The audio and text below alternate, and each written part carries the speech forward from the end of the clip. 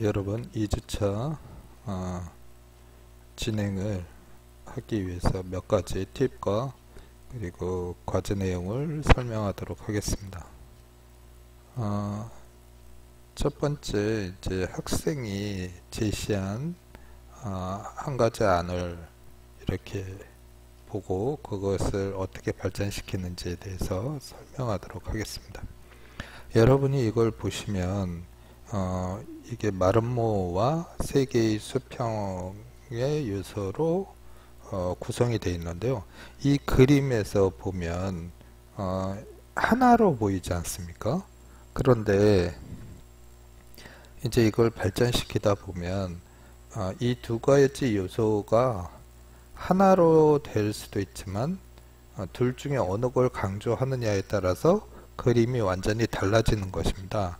그래서 여러분이 2차 진행을 하실 때는 내가 그린 그림 중에 어떤 면을 강조할 것인가를 고려해야 됩니다.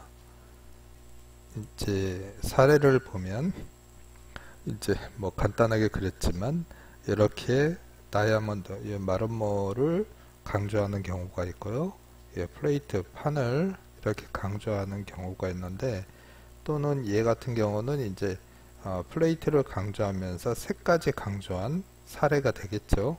그래서 이 세 가지가 평면에서 비슷하게 보일지 모르지만 입체로 바뀌면 완전히 달라진다는 것입니다. 요거 같은 경우는 이제 다이아몬드를 강조한 거죠. 그래서 여러분이 뭐 밝은 우드와 좀 진한 흑단 같은 이제 그런 흑단은 좀 비싸지만 그런 나무를 통해서 다이아몬드를 굉장히 강조한 사례가 되는 거죠. 그렇지만 얘 같은 경우는 플레이트를 강조한 사례입니다.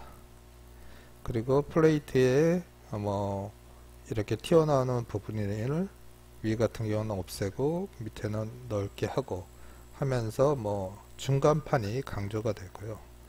뭐 이렇게 베리에이션이 되는 거죠.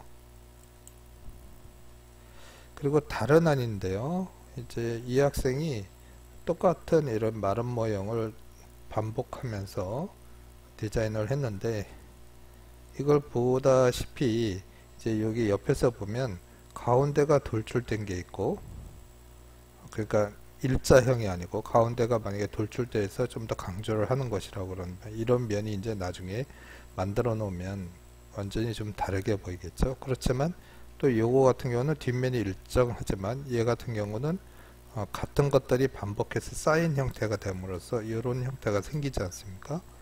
그러니까 입체적으로 뭐 프론트 가구 같은 경우는 제품 디자인이나 공간 디자인처럼 완벽한 3D보다는 어떤 프론트 뷰의 앞뒤 또는 뭐 수직 이렇게 어떤 판을 이용을 하기 때문에